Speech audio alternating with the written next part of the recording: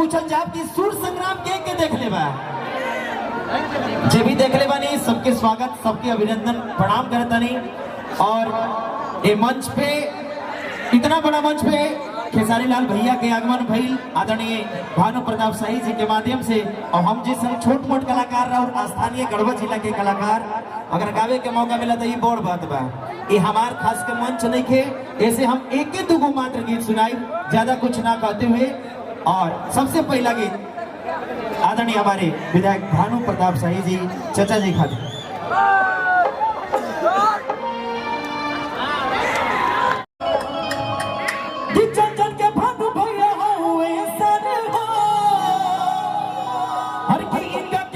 ले जनता भगवान हो, हर की गाँव गली घूम के, हर की समझन से मिल के घरे ले कले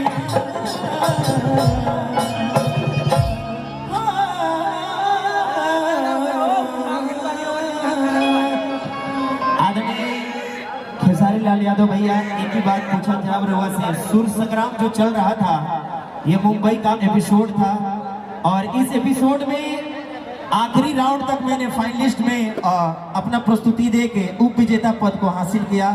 तो इसी जिला का लाल हो, गढ़वा जिला का, और आपका अगर सपोर्ट रहा तो बिल्कुल आपके साथ भी काम करने का मुझे मौका मिलेगा। तो बिल्कुल कहेंगे भैया, रेडी 1 2 3 4।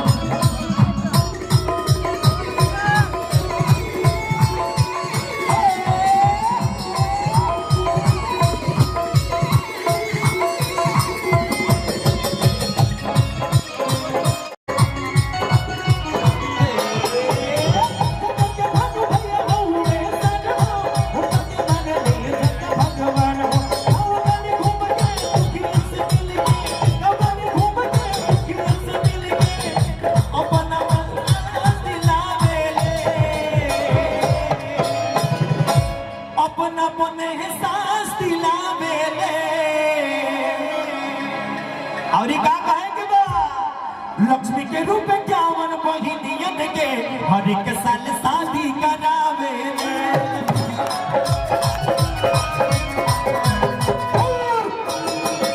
लक्ष्मी के रूप में क्या मन बहिनियन के हर एक साल शादी करावे।